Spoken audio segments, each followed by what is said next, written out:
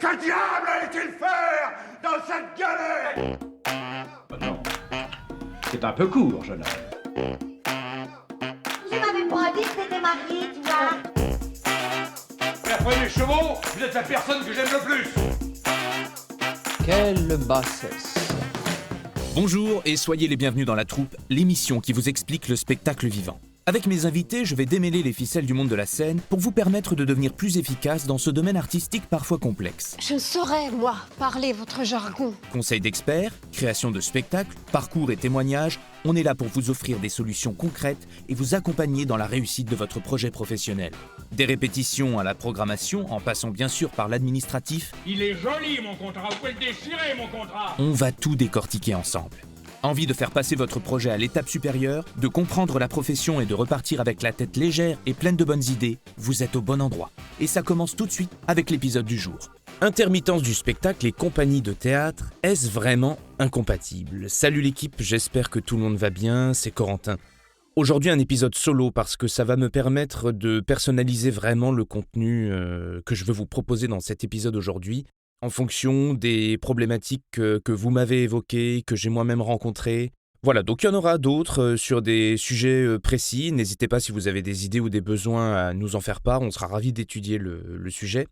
Aujourd'hui, l'objectif de cet épisode, c'est de vous présenter le système d'assurance chômage des intermittents du spectacle, et non pas le statut d'intermittent du spectacle qui n'existe pas en fait. Ensuite, vous expliquer surtout, point névralgique de cet épisode, en quoi est-ce qu'il peut être incompatible avec le fait de posséder ou d'exercer dans une compagnie de théâtre. On va voir que c'est complètement possible, mais qu'il y a des points d'attention à avoir à l'esprit quand on crée sa compagnie ou quand on demande sa licence d'entrepreneur du spectacle, pour que vous soyez tranquille après dans l'exécution de vos projets professionnels. J'ai à cœur de vous présenter l'utilité du système, et j'insiste sur l'utilité et non pas juste la rémunération, parce que bien que ce soit quelque chose d'inestimable, et on a la chance d'avoir ce système-là en France, ce n'est pas qu'un intérêt financier d'obtenir ce statut. On va le voir, il y a beaucoup d'autres choses que vous pouvez faire avec, et c'est précieux de l'avoir en tête. On va voir rapidement ensemble l'historique de ce statut. Le but du jeu, c'est pas de vous faire un cours magistral d'amphithéâtre et de faire le professeur, c'est juste de vous donner un peu de contexte, déjà pour que vous soyez plus à l'aise avec cette donnée qui est quand même centrale dans nos métiers, parce que c'est le seul moyen d'obtenir une rémunération en accord avec les conditions de production qui sont les nôtres dans ces métiers-là, que ce soit à la télévision, dans le cirque, au théâtre, au cinéma, que ce soit pour les techniciens, pour les metteurs en scène, pour les scénographes. C'est le seul modèle qui nous permet de continuer à exercer notre métier dans les périodes creuses. Bon, ça vous le savez certainement déjà, puisque vous êtes certainement déjà intermittent, ou alors que vous allez le devenir. Donc en ça, le dernier point de l'épisode va vous intéresser. C'est un espèce de résumé des bonnes choses à faire dès qu'on l'obtient, ou quand on est sur le point de l'obtenir, pour continuer à alimenter ce système. Qu'est-ce que je peux faire en amont, en fait, pour être tranquille, entre guillemets, le plus rapidement possible? Voilà, on va essayer de balayer cet ensemble-là dans un épisode depuis le home studio. Alors pour ceux qui nous découvriraient avec cet épisode, moi je m'appelle Corentin, je suis comédien depuis plusieurs années. J'ai créé il y a quelques années maintenant la compagnie Le Croissant Bleu qui est spécialisée dans les événements de lecture à voix haute et la création d'événements sur mesure pour les établissements publics. J'ai découvert avec mes collègues à cette occasion l'ensemble des règles incroyables et merveilleuses, waouh, de tout ce qui est structuration administrative, intermittence du spectacle. Donc voilà, on a été plongé à ce moment-là dans toutes ces règles nouvelles pour nous. On a été sidérés de voir à quel point les écoles, les formations ne nous avaient pas préparés à cet événement. Et on a été, enfin pour ma part, j'ai été très peiné de recevoir parfois des coups de fil de copains, de collègues, de camarades qui me disaient « j'y arrive pas avec tel point, est-ce que tu pourrais me renseigner sur tel point ?» Des choses qui semblaient basiques pour l'exécution de notre métier de comédien ou juste de l'évolution dans le domaine du spectacle vivant. Donc, on a créé la troupe pour vous permettre de vous renseigner gratuitement sur tous ces points qui sont très importants pour réussir à vivre longtemps et sereinement, en tout cas un peu plus sereinement, dans nos milieux. Le podcast est enregistré au format audio, vous pouvez l'écouter sur toutes les plateformes, mais il existe également au format vidéo sur YouTube. Je vous invite à taper dans la barre de recherche La Troupe Podcast. Vous pouvez également nous chercher sur Instagram, vous nous trouverez très facilement. Vous tapez La Troupe Podcast, vous allez tomber sur nous immédiatement. On est de plus en plus nombreux. Merci. Vraiment, je fais une toute petite parenthèse pour remercier tous ceux qui ont commencé à nous suivre et à nous faire des retours et à être engagés sur nos contenus parce que ça nous permet d'être de plus en plus visibles auprès de ceux qui ont besoin de ces informations. Donc même tout simplement en récupérant de l'information pour vous, en likant les épisodes, en commentant, vous faites en sorte que vos amis proches puissent tomber sur ce contenu et donc soient renseignés eux-mêmes et puissent développer leur activité entrepreneuriale dans le spectacle vivant ou tout simplement puissent s'épanouir un peu plus face à la complexité de nos métiers. Donc continuez à cliquer, merci infiniment, on est très heureux avec toute l'équipe, on vous remercie chaleureusement. L'intermittence du spectacle, ça a été créé dans les années 40, en 1936 pour être précis, tout simplement pour encourager les techniciens du cinéma, à cette époque-là, qui commençaient à être actifs, à bien vouloir rester disponibles pour les réalisateurs pendant les périodes creuses. C'est-à-dire qu'à l'époque, quand vous étiez menuisier, décorateur, vous préfériez bien sûr avoir un patron donc et travailler à heure fixe et toute l'année pour un salaire à temps plein. Vous n'aviez pas du tout envie de vous engager sur des projets courts pendant 2-3 mois pour être payé et ensuite ne pas savoir à quelle sauce vous alliez être mangé pour le reste de l'hiver. Ensuite, quelques années plus tard, le spectacle vivant s'est ajouté à ce système, et donc c'est là que l'intermittence du spectacle est véritablement née. J'en profite tout de suite pour vous dire que c'est assez intéressant de voir qu'à l'époque, on payait les gens pour faire en sorte qu'ils restent disponibles, alors qu'aujourd'hui, on paye les gens pour qu'ils puissent continuer à travailler et faire en sorte qu'ils puissent entrer en phase de production pour les projets qui vont leur permettre d'obtenir à nouveau l'intermittence du spectacle. C'est-à-dire qu'à l'origine, on récompensait pour la disponibilité, pour le fait qu'on puisse vous appeler à n'importe quel moment, c'est encore le cas pour nous aujourd'hui, mais aujourd'hui, on profite surtout d'une intermittence pour nous rémunérer, entre gros guillemets bien sûr, vous adaptez les termes en fonction de ce qui vous correspond, mais pour être rémunéré pour toutes les périodes où on travaille sans qu'on puisse percevoir de salaire, c'est-à-dire toutes les périodes de démarchage, constitution de dossiers artistiques, vous avez 1000 exemples en tête, j'en suis sûr, mais voilà, le quotidien d'un intermittent du spectacle, c'est beaucoup de démarchage, beaucoup d'administratif, beaucoup de phases de production et très peu de temps au plateau, très peu de temps sur les plateaux de tournage, très peu de temps en studio. Donc toute cette partie cachée vient en fait être non pas récompensée, j'ai pas envie de dire ça, mais être indemnisée, tout simplement. Donc c'est assez intéressant de voir que ces rapports ont changé à mesure que le temps évoluait. Donc l'intermittence du spectacle, c'est tout simplement un système d'assurance chômage. Ça n'est pas un statut. C'est-à-dire qu'il n'y a pas de médaille, il n'y a pas de petit béret personnalisé intermittence du spectacle. Non, vous touchez l'aide au retour à l'emploi comme n'importe quel chômeur, sauf que dans notre branche très particulière, ça s'appelle l'intermittence du spectacle.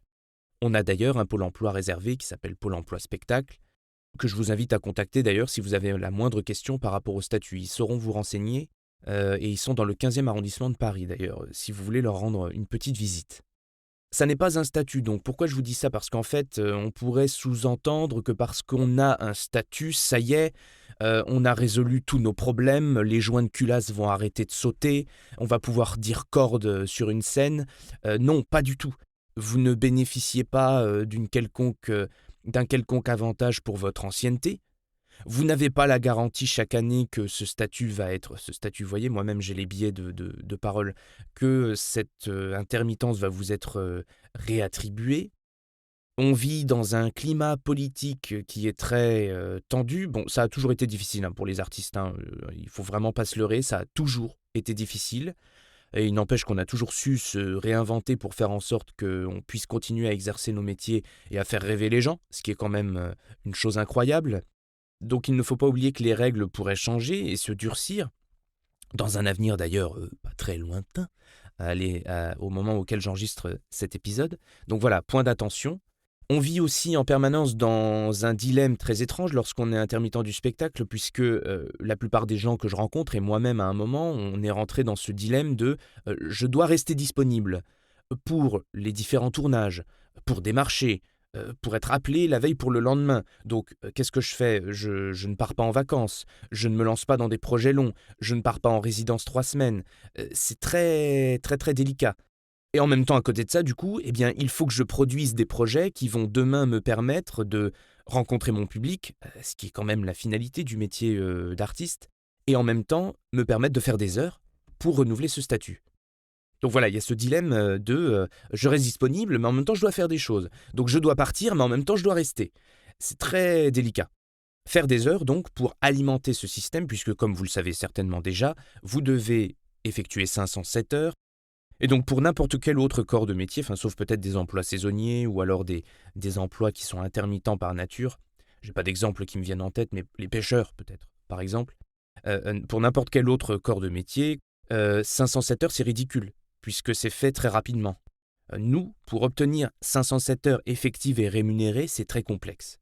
Donc lorsque vous travaillez en tant qu'intermittent du spectacle, comme comédien, comédienne, metteur en scène, scénographe, une partie de votre salaire est reversée, c'est-à-dire que vous payez des cotisations pour alimenter la caisse générale des indemnisations, et ces cotisations sont ensuite reversées lors de vos périodes d'inactivité. Vous entendrez régulièrement que le système d'intermittence du spectacle est déficitaire, et donc vous allez entendre des gens taper sur les doigts de ce fonctionnement parce que nous sommes en déficit. C'est vrai. Si on zoome très précisément sur la catégorie intermittence du spectacle, on ne cotise pas à hauteur de ce qu'on perçoit. Pour vous donner des chiffres, je ne sais plus en quelle année, nos cotisations totales dans le secteur spectacle vivant, mais je crois aussi audiovisuel, je ne sais plus quelle branche, cotisaient à hauteur de 225 millions d'euros par an. Mais en tout, nos indemnités s'élevaient à hauteur de 1,225 milliard. Donc on va nous dire tout de suite que l'intermittence du spectacle coûte cher et est déficitaire. Sauf qu'on vit avec un système d'assurance chômage, pour vous simplifier les termes, qui est solidaire. C'est-à-dire que les uns cotisent pour ceux qui sont en période de recherche d'emploi. Et les choses vont s'inverser naturellement au fur et à mesure du temps. C'est-à-dire qu'un tel qui a retrouvé un travail, le lendemain va se retrouver au chômage.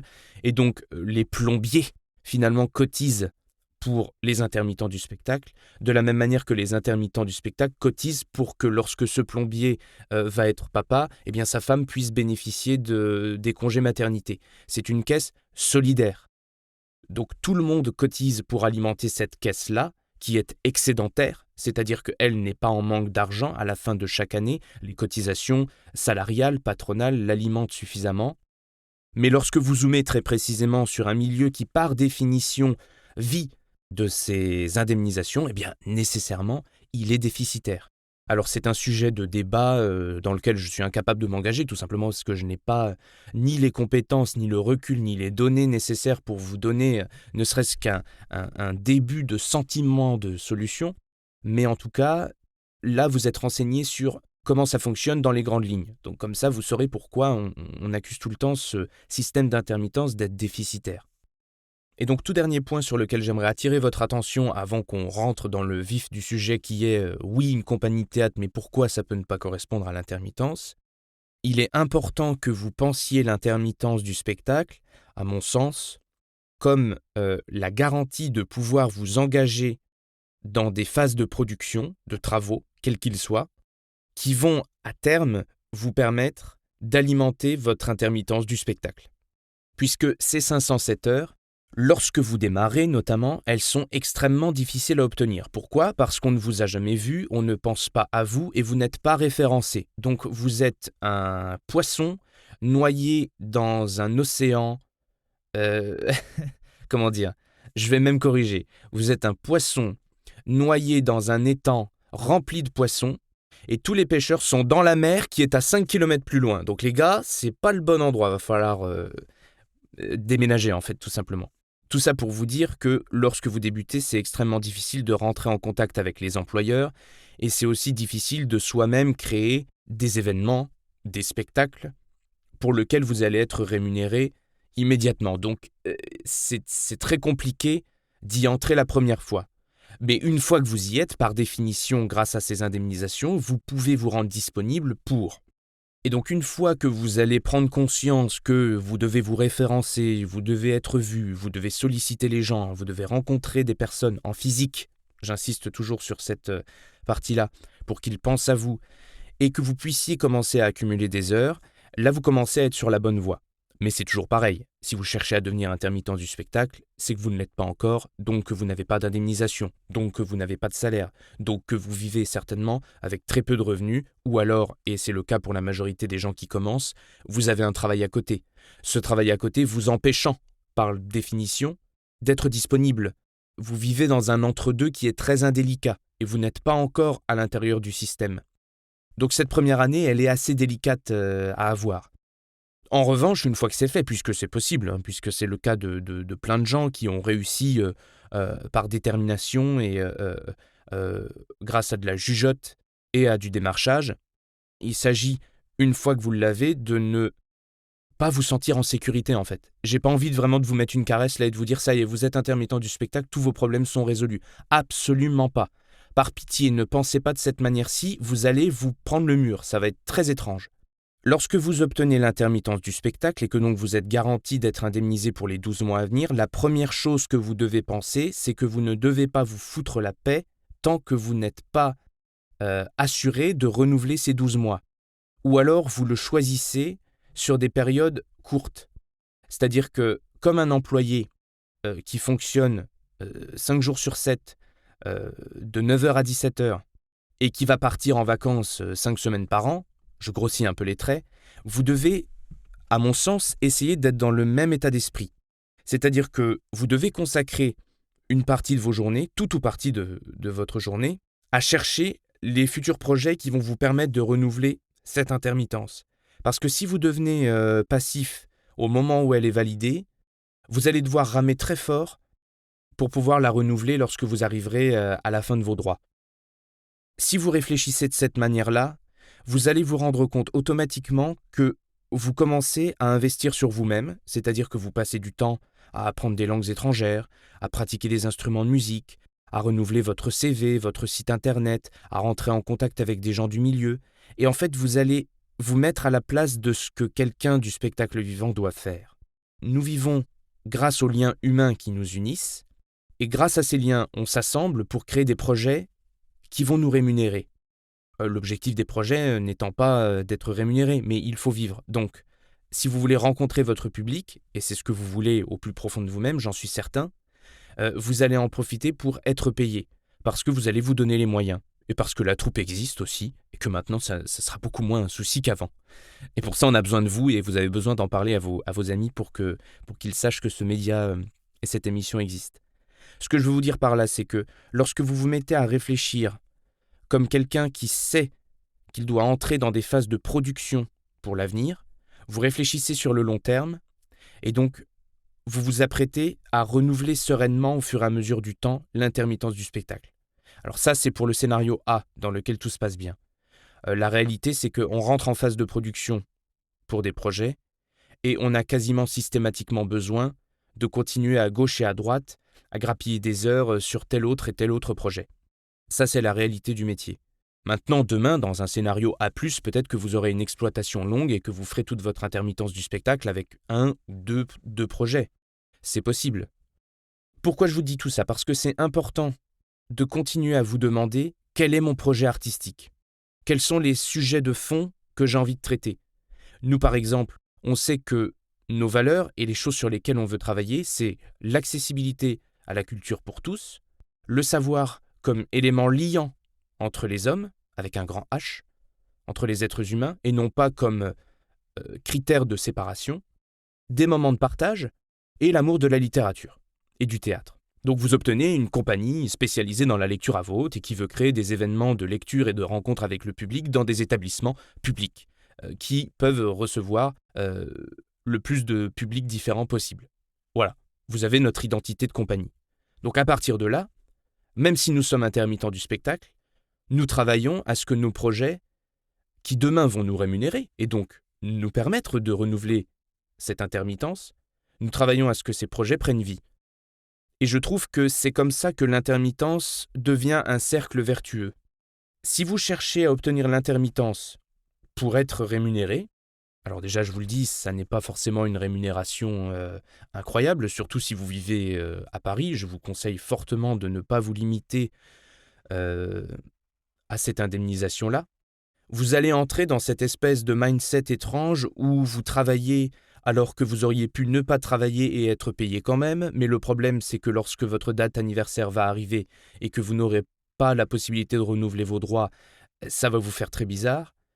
Et puis, vous vous positionnez en tant qu'artiste, mais dans votre exécution, vous ne cherchez qu'à cumuler des heures pour renouveler du chômage.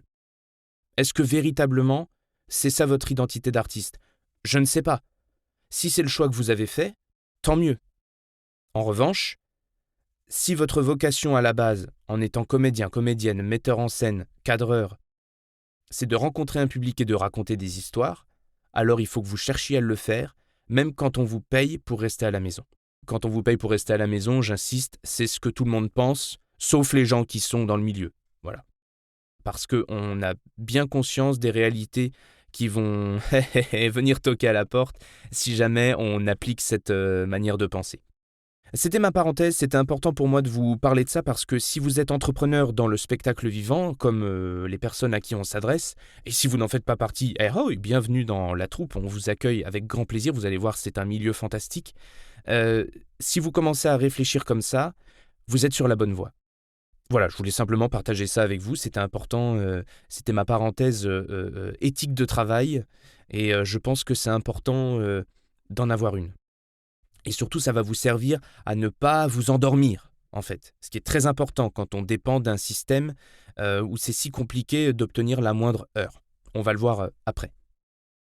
Donc maintenant qu'on a beaucoup parlé du système, que vous savez pourquoi ça a été créé, comment ça fonctionne, quelles sont les choses que les gens pensent qui ne sont pas nécessairement vraies, et surtout quel est le bon mindset à avoir pour faire en sorte de le renouveler chaque année, on va rentrer dans cette parenthèse très intéressante qui est de savoir si on peut être intermittent du spectacle et avoir sa propre compagnie de théâtre. Alors la réponse est oui, avec un grand oui. La plupart des compagnies de théâtre reposent sur le modèle associatif loi 1901, et beaucoup des gens qui composent ces compagnies de théâtre sont intermittents du spectacle. Et lorsque vous allez voir un spectacle de cirque dans un théâtre de verdure ou que vous allez voir un vaudeville à Paris au Théâtre du Nord-Ouest, je vous donne n'importe quel exemple, la plupart des gens que vous voyez au plateau sont des intermittents du spectacle. Font-ils pour autant partie de la compagnie ? Non, pas forcément. Ou en tout cas peut-être qu'ils en font partie en tant que personne, c'est-à-dire qu'ils ont un lien direct avec les dirigeants, avec les membres du bureau, ou qui se considèrent comme en faisant partie. Pourtant, ça n'est pas nécessairement inscrit quelque part dans un statut de compagnie, ça n'est certainement pas inscrit sur leur carte d'identité, donc par définition, ils appartiennent à telle compagnie et terminé. Non, c'est simplement inscrit sur un contrat de travail. Donc la plupart des gens qui font du théâtre, qui font du cirque, de la danse, sont intermittents du spectacle. Il est très rare, même si ça arrive, de voir des compagnies de théâtre fonctionner sur un autre modèle que le modèle associatif. C'est possible, hein, bien sûr. Vous pouvez très bien être en CDI pour votre compagnie. Il n'y a vraiment aucun problème. Vous pouvez très bien avoir une compagnie de théâtre au format EURL, SAS. En fait, la compagnie, le collectif ou la troupe n'ont aucune valeur juridique quand vous en parlez comme ça. Ce qui a une valeur juridique, c'est une entreprise avec un numéro de SIRET. Donc si vous créez une SAS, si vous créez une URL, si vous créez une association loi 1901 et que vous demandez votre licence d'entrepreneur du spectacle et que vous avez un numéro de SIRET sirène qui est associé, là d'accord, vous avez la personnalité juridique, vous pouvez agir en tant qu'entreprise. Mais sinon, vous pouvez très bien être Jean-Michel, Bernard et Sophie de la Compta et dire « on a une compagnie qui s'appelle Les Joyeux Chiffres ». Waouh, le délire est incroyable, je devrais arrêter cette infusion tilleulmente. Et dire « voilà, on est une compagnie et on va faire jouer des spectacles dans notre entreprise ». Grand bien vous fasse, c'est absolument possible. Maintenant, redevenons un peu sérieux. Par rapport à l'intermittence du spectacle et aux compagnies. L'intermittence du spectacle, c'est une indemnisation qui vous est versée pour vous aider à retrouver un emploi. Par définition, si vous créez vous-même vos spectacles et que vous créez vous-même vos emplois, vous n'êtes pas dans une situation de quelqu'un qui recherche un emploi. C'est bête à dire, mais c'est de cette manière-ci que fonctionne France Travail, anciennement Pôle emploi. Donc, réfléchissons ensemble. Vous êtes indemnisé pour l'intermittence du spectacle. Vous faites du bénévolat. Ça coince. C'est-à-dire que vous travaillez gratuitement pour des associations alors que vous devriez être en train de chercher votre futur emploi. Si votre compagnie théâtre repose sur le modèle associatif, ce que je vous encourage à faire, Pôle emploi pourrait considérer que si vous faites partie de cette compagnie, vous êtes donc bénévole pour cette association, ou alors vous travaillez de manière non officielle pour cette association, ou pire, vous faites partie de l'association, vous créez des spectacles et vous êtes rémunéré pour ces spectacles. Le problème, c'est que dans ces 3 cas de figure, vous êtes quelqu'un qui crée son propre emploi, ou qui donne de son temps autrement que pour retrouver un emploi. Or, je le rappelle, l'intermittence du spectacle, c'est une aide au retour à l'emploi, qui est donnée par définition à des personnes qui ne réussissent pas à trouver un employeur pour une période donnée. Donc, même si je sais que ça peut paraître un peu complexe, c'est assez simple, il ne faut pas, en tant qu'intermittent, que vous ayez de lien juridique avec une association. Vous ne devez pas être membre de cette association, vous ne devez pas être inscrit dans le bureau de la compagnie, c'est-à-dire que vous ne devez pas être ni président, ni trésorier, ni secrétaire. Vous ne devez pas être la personne qui obtient la licence d'entrepreneur du spectacle, parce que par définition, lorsque vous devenez entrepreneur du spectacle, vous êtes créateur de projets qui vont être rémunérateurs pour vous, donc vous n'êtes pas en recherche d'emploi puisque vous créez votre emploi. Votre adresse ne doit pas correspondre à l'adresse du siège social de votre compagnie. Et il ne faut pas non plus que vous soyez l'employeur qui signe les fiches de paye, et encore moins le référent qui va être en même temps la personne qui va être rémunérée pour être au plateau.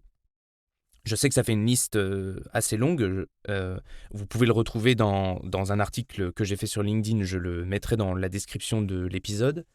Mais ce sont tous ces éléments qui vont permettre à Pôle emploi, France Travail, de faire une recherche et de dire, eh bien Benoît, écoutez, vous êtes intermittent du spectacle, mais nous avons remarqué que vous avez créé un spectacle, Les Joyeuses Décimales, dans votre entreprise, et vous vous êtes rémunéré vous-même pour avoir joué dans ce spectacle-là, vous avez donc créé votre propre emploi, on vous radie tout simplement de France Travail et vous ne pouvez plus prétendre à vos indemnisations. Donc ce sont les raisons pour lesquelles intermittence du spectacle et compagnie de théâtre sont incompatibles. Maintenant, il est totalement possible d'être un comédien, une comédienne, un metteur en scène extérieur à la structure administrative de la compagnie, mais qui est régulièrement embauché par elle. Je vous donne un exemple. Nous, notre compagnie, elle repose au format associatif, elle est gérée par des personnes qui croient en notre projet, qui ont des compétences dans le spectacle vivant, mais qui ne sont tout simplement pas intermittents du spectacle. Et donc nous avons un bureau qui est constitué de personnes qui prennent les décisions administratives et structurelles pour nous et qui conçoivent avec nous des projets artistiques. Et c'est le meilleur schéma possible. Si vous avez des questions, parce que je sais que j'essaye d'être précis tout en restant suffisamment général pour que ce soit des concepts que vous puissiez vous approprier sans vous saouler avec des chiffres ou avec des exemples à rallonge et sans vous faire des tutos. Mais si vous avez des questions par rapport à ce que je viens de vous évoquer, je vous encourage à nous contacter sur la page Instagram ou sur mon LinkedIn, Corentin Masson, avec 2 S. Je répondrai avec grand plaisir à vos interrogations. C'est ce que je fais chaque jour auprès de mes amis, auprès des personnes qui me contactent sur LinkedIn. Dès que quelqu'un a une question, je fais le maximum pour essayer de débloquer la situation ou au moins le renseigner ou le renvoyer vers les choses à faire. Donc je résume, vous ne faites pas partie du bureau, vous ne faites pas partie des membres, vous ne possédez pas la licence d'entrepreneur du spectacle, votre adresse n'est pas la même que le siège social de votre compagnie, vous ne figurez pas en tant qu'employeur sur les fiches de paye, et encore moins en même temps en tant qu'employé, et vous n'êtes pas le référent employeur sur les plateformes de paye, etc., etc. Pourquoi ? Donc je le résume encore une fois, parce que si vous êtes bénévole, ou que vous travaillez secrètement, que vous travaillez pour une association, cela pourrait être considéré comme du travail dissimulé ou du bénévolat, donc, ce qui par définition est du temps que vous donnez alors que vous devriez l'utiliser pour chercher un employeur. Et le troisième aspect, si vous êtes salarié et en même temps employeur, vous êtes le créateur de votre propre emploi, donc vous n'êtes pas à la recherche d'un emploi. Voilà, c'est comme ça que France Travail réfléchit. Je vous ai donné ces éléments d'information. Libre à vous d'en faire ce que vous voulez. Si vous voulez créer une SAS et être actionnaire de votre compagnie de théâtre et vous verser une fois par an des dividendes, pourquoi pas ? Si vous souhaitez créer une URL et être salarié en CDI de votre compagnie de théâtre, pourquoi pas ? Mais à mon sens, le modèle qui est le plus sain et le plus fonctionnel, c'est d'avoir une structure administrative qui n'est pas la même que les employés au plateau. Voilà, pour vous simplifier l'image. Donc voilà, je vous encourage, pour les questions précises, à me contacter. Il y a d'autres choses qui sont possibles avec l'intermittence du spectacle. Vous pouvez par exemple créer une micro-entreprise ou être auto-entrepreneur. Donc ce sont deux statuts qui sont liés, qui sont les mêmes en fait aujourd'hui. C'est-à-dire que vous pouvez, en parallèle de votre activité de comédien, comédienne, donner des cours de flûte de Pan, par exemple, que vous facturez. Vous pouvez aussi très bien exercer une activité de plombier à côté. Voilà, c'est possible. Le seul cas de figure dans lequel ce n'est pas possible, c'est quand vous facturez pour des prestations pour lesquelles vous êtes indemnisé, déjà. Donc vous ne pouvez pas facturer une prestation de 250 € en tant que comédien alors que vous percevez des aides au retour à l'emploi. Vous seriez indemnisé parce que vous ne trouvez pas d'emploi et en même temps, vous factureriez des sessions de travail à côté. Ça n'est pas possible. Ça tombe sous le sens. Il y a d'autres choses qui sont possibles aussi. Vous pouvez par exemple faire de l'enseignement. Je crois que vous pouvez cumuler jusqu'à 70 heures d'enseignement par an pour les personnes de moins de 50 ans pour alimenter votre statut et jusqu'à 150 heures, je crois, de mémoire, il faudrait confirmer pour les personnes de plus de 50 ans. L'intermittence du spectacle vous ouvre aussi d'autres droits. On ne va pas les lister ici ensemble, ce n'est pas l'objectif de l'épisode, mais il y a beaucoup de choses, notamment le droit à la formation. Lorsque vous êtes intermittent depuis suffisamment longtemps, vous avez l'AFDAS qui est un centre de formation qui vous permet de rencontrer des directeurs de casting, des metteurs en scène, de vous former à la cascade, au doublage, ce que je vous recommande chaleureusement. Faites-le, vous avez des droits, utilisez-les. Faites attention par contre, et là c'est à vous de vous renseigner parce que les cas de figure sont à nouveau très précis et chacun est différent. Faites attention par contre si vous voulez cumuler une autre activité à côté. Par exemple, vous voulez être embauché en CDD 3 mois, je vous dis n'importe quoi, pour faire les vendanges dans le Beaujolais Pif au mois de septembre. Je vous dis n'importe quoi, ça se trouve ça se fait en août.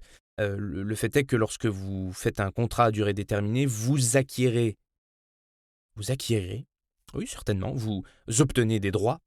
Et donc, est-ce que ces droits ne vont pas être contraires aux droits que vous avez obtenus dans le régime spécifique de l'intermittence du spectacle ? C'est à vous de vous renseigner. Pareil, si vous avez un CDI, je pense qu'à temps partiel, c'est possible, mais en dessous d'une certaine mesure. Par contre, un CDI à temps plein, par définition, va faire que vous ne pouvez pas être indemnisé lors des périodes de non-travail. Ça, c'est une parenthèse dans laquelle je ne me lance pas, parce qu'il est hors de question de vous donner des informations qui seraient erronées, ou auquel cas je vous préciserai tout de suite que je ne suis pas compétent en la matière, parce que je ne suis pas expert juriste, etc. Il y a des personnes renseignées qui le feront pour vous, et on les recevra aussi sur la troupe pour répondre à des questions un peu plus générales, notamment dans le bloc 2, dans lequel on va rencontrer beaucoup d'intervenants extérieurs. Alors la dernière partie qui est très importante et qui va vous intéresser sont les solutions à envisager lorsqu'on obtient l'intermittence pour la maintenir. Moi, mon vrai conseil d'ami, c'est que dès que vous avez renouvelé vos droits, vous commencez immédiatement à réfléchir à quelles sont vos options pour faire de nouvelles heures au fur et à mesure de l'année. Par exemple, vous avez travaillé pour un festival en février. Est-ce que vous allez retravailler pour ce festival ? Oui, non. Vous avez travaillé avec un metteur en scène. A-t-il un nouveau projet ? Oui, non. Vous avez réalisé 20% de votre intermittence grâce à des sessions de doublage. Est-ce que ce sera encore le cas cette année ? Est-ce que vous allez continuer à démarcher ? Est-ce que vous allez relancer les directeurs artistiques ? Oui, non. Il serait intéressant en fait d'estimer quel pourcentage de votre intermittence a été réalisé avec quel secteur ou avec quelle activité et de voir si pour l'année à venir, il y a des chances que ça se reproduise ou pas. Comme ça vous donne un peu la jauge d'heures que vous allez devoir aller chercher et la jauge d'heures qui, vous pensez, seront assurées. Pourquoi je vous dis ça ? Pas pour partir en vacances, même si c'est important de prendre du temps pour soi. Parce que vous allez pouvoir entrer en phase de production pour d'autres choses. Je vais vous raconter une petite anecdote, tiens. Vous connaissez certainement Jean Piat, qui était pensionnaire de la Comédie Française, qui était un magnifique acteur. J'ai les poils rien que de vous en parler, mais il a fait énormément de choses dans le théâtre et dans le doublage également. C'est la voix de Gandalf, par exemple, et de bien d'autres personnes, mais c'est pour un autre épisode. Donc ce Jean Piat, là, par exemple, a quitté la Comédie Française lorsqu'il était déjà relativement âgé. Je crois qu'il devait avoir 70 ans, quelque chose comme ça. En tout cas, il avait beaucoup d'expérience derrière lui. Il continuait à jouer au théâtre énormément, et sa femme écrivait, et en général, il jouait des pièces de sa femme, puis après, il repartait sur un autre projet qu'il avait lui-même créé, etc. Bien sûr, c'était Jean Piat, donc il avait et l'expérience, et la renommée, et les producteurs l'accompagnaient, etc. Mais, un jour, un journaliste lui pose la question. Il dit « On vous voit pendant 3 mois au théâtre de l'Athénée, je dis n'importe quoi. Ensuite, on vous voit 3 mois là-bas, et dès que vous avez fini, vous êtes ensuite 3 mois là. Comment vous faites ?» Il dit « C'est très simple. Au moment où je mets le pied sur scène pour un projet, je suis déjà en train de peaufiner les dernières petites choses du prochain, et je suis déjà en train d'anticiper sur le projet d'après. Et je pense que d'une part, c'est ce qui lui a assuré sa longévité, et je pense que c'est une belle leçon d'état d'esprit à avoir pour toujours être sur quelque chose au fur et à mesure du temps. » Je vous donne une seconde anecdote, enfin que pas véritablement une anecdote, mais qui est un exemple pour nous dans la compagnie. On a travaillé régulièrement avec des lieux tout au long de cette année, et on sait par définition, enfin on sait, on pense, c'est toujours pareil, mais a priori on sait pour les années à venir qu'on va retravailler avec eux sur une ou plusieurs occurrences. Parce que notre collaboration s'est bien passée, parce qu'ils ont aimé la manière dont on a travaillé et notre identité, et parce qu'ils veulent renouveler ça pour les années à venir. Donc c'est en ça que vous pouvez peut-être vous donner des petits points de repère dans l'année pour vous dire donc ça c'est possible à telle période, ça c'est possible à telle période, ensuite là il n'y a rien, il faut charbonner. Et 2 avantages, le plus tôt vous cumulez votre renouvellement de droit, le plus tôt vraiment mentalement vous êtes tranquille. Et puis aussi, vous alimentez votre indemnisation journalière. C'est-à-dire que lorsque vous avez vos 507 heures, vous avez la certitude d'avoir une indemnisation, mais qui ne sera pas nécessairement très élevée, sauf si vous avez fait 507 heures à des taux de rémunération immenses. Parce que ça, c'est encore une autre spécificité, mais des détails dans lesquels on ne rentrera pas aujourd'hui. Mais donc, plus vous travaillez, plus vous allez avoir quand même une indemnisation élevée. Donc, quitte à faire 200 heures de plus si c'est possible, pourquoi pas en vérité, ça peut être très intéressant pour vous. Donc essayez d'échelonner sur votre année les moments où vous savez que vous aurez des rendez-vous qui vous seront rémunérés, c'est très bien. Savoir si vous allez avoir des opportunités de travailler avec des personnes avec qui vous avez déjà travaillé. Tout simplement être fidèle. On en a déjà parlé une fois dans ce podcast, mais la fidélité avec les personnes avec qui vous avez travaillé et surtout que vous appréciez est quelque chose d'hyper précieux qui vous emmènera certainement très loin. On en a beaucoup parlé avec Stéphanie Wurtz dans l'épisode 3 sur le mindset des comédiens qui durent dans le temps. Donc ça, c'est très important. C'est l'occasion de vous former lors des périodes creuses pour 2 raisons. La première, évidemment, c'est que vous allez vous spécialiser peut-être dans quelque chose qui vous fait rêver. Pour ma part, ça a été le doublage, par exemple. J'ai eu l'occasion de me former et de travailler, et c'est quelque chose qui me fait beaucoup de bien en tant que personne et professionnellement aussi, non seulement pour les gens que je rencontre, mais pour les amis que je me fais, et puis pour le plaisir de travailler dans ce domaine. Pour vous, peut-être que ça peut être la cascade, peut-être que c'est l'occasion de rencontrer des metteurs en scène dans des stages, peut-être que vous souhaitez commencer à travailler le costume, et donc il faut faire des formations pour rencontrer des professionnels, et puis une bonne nouvelle n'arrive jamais seule. Tout ou partie de ces heures peuvent être utilisées pour alimenter votre intermittence. Donc lorsque vous êtes en période de formation, vous pouvez récupérer ces heures pour compléter vos 507 que vous allez chercher à avoir. Et donc mon dernier grand conseil d'amis, c'est de rencontrer en physique un maximum de personnes qui vous intéressent. Parce que lorsqu'on rencontre quelqu'un physiquement, une poignée de main, un regard, quelques paroles échangées, ça peut créer des liens qui peuvent vous emmener à des endroits dont vous n'avez aucune idée. Ce qui est impossible, ou alors rare en de très... Non, vous savez quoi, partons du principe que c'est impossible, comme ça vous le ferez pas. C'est impossible par mail. C'est certainement peu courant via des interfaces de messagerie. Donc en tout cas, voilà, soyez en présentiel ou faites entendre votre voix auprès des personnes que vous admirez, avec qui vous avez envie de travailler. Et puis discutez aux sorties des théâtres, vous allez rencontrer des comédiens, vous allez rencontrer des gens qui s'intéressent au milieu, vous allez nouer des liens. Combien de personnes avec lesquelles on travaille aujourd'hui qu'on n'aurait jamais rencontré si on n'avait pas candidaté à un truc, si on n'avait pas été voir un spectacle, si on n'était pas resté à la fin pour juste croiser quelqu'un, dire bonsoir, boire un verre. Voilà, on fait un métier qui repose sur l'humain, qui est profondément tourné vers l'humain. Donc plus vous y mettez de l'humain, plus par définition vous êtes sur la bonne voie. Et j'ai dit assez le mot humain pour les 25 prochaines années, donc maintenant je suis dans la merde, faut que je trouve un synonyme. Bref, blague à part, vous avez aussi, en termes très très techniques, la possibilité de faire un espèce de rattrapage. C'est-à-dire qu'il y a une clause de rattrapage qui existe, que France Travail propose, qui vous permet d'avoir 30 jours de plus lorsque vous perdez votre intermittence pour faire le nombre d'heures nécessaires. Je vous donne un exemple. Votre date anniversaire tombe le 31 juillet. Vous savez qu'il y a un festival en août pendant lequel vous allez faire 15 représentations pour lesquelles à chaque fois vous allez être payé, donc ce qui fait un grand nombre d'heures, mais pas de chance, vous êtes à 480 au 31 juillet. Normalement, si tout se passe bien, Pôle emploi peut vous proposer cette clause de rattrapage et donc vous permettre de prolonger votre période de recherche d'heures de 30 jours, pendant laquelle vous allez être indemnisé. Et c'est l'occasion pour vous de faire et d'exécuter les heures qui vous auraient manqué, en plus de la quarantaine d'heures qu'il vous faudra pour le mois d'août.